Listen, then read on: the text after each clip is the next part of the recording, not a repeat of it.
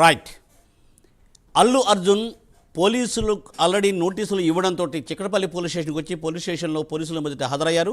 అలాగే వారు statement record చేశారు. దానిపై మరింత సమాచారాన్ని మా ప్రతినిధి కీర్తి అందిస్తారు. కీర్తి,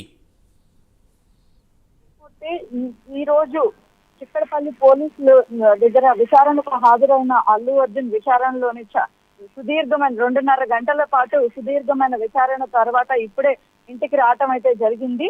సో ఈ విచారణలో అల్లు అర్జున్ ముఖ్యంగా కొన్ని సంచలనాత్మకమైన క్వశ్చన్స్ కి ఆన్సర్స్ అయితే ఇవ్వటం అయితే జరిగిందని తెలుస్తుంది. ఈ విచారణ అంతా మొత్తం కూడా కంట్రోల్ జోన్ డీసీపీ ఆకాంక్ష యాదవ్ ఆధ్వర్యంలో అలానే ఏసీపీ రమేష్, ఇన్స్పెక్టర్ రాజు నాయక్ సమక్షంలో జరిగిందని కూడా మనకి తెలుస్తూ ఉంది.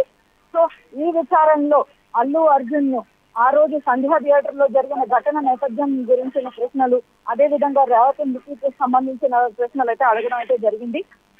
ఇదే విధంగా కూడా ఈ ఘటనకు ముఖ్య కారకుడైన ఆంటోనీ అనే ఒక నిందితుడిని అయితే అరెస్ట్ చేయడం కూడా జరిగిందని అయితే మనకు తెలుస్తోంది. Murthy, okay, thank you for Keerthi for update.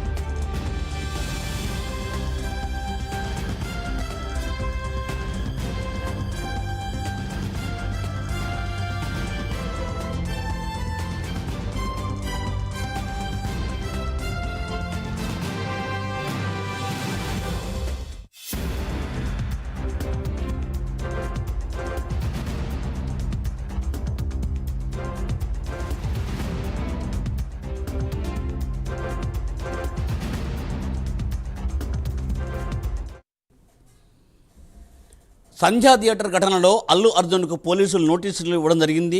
ఆ విషయం ప్రేక్షకులకు తెలుసు. అలాగే అల్లు అర్జున్ పోలీసుల నోటీసులను అందుకుని ఇమీడియట్గా ఈరోజు 11 గంటలకు అల్లు అర్జున్ అక్కడ పోలీసుల ముందు హాజరు కావడం జరిగింది.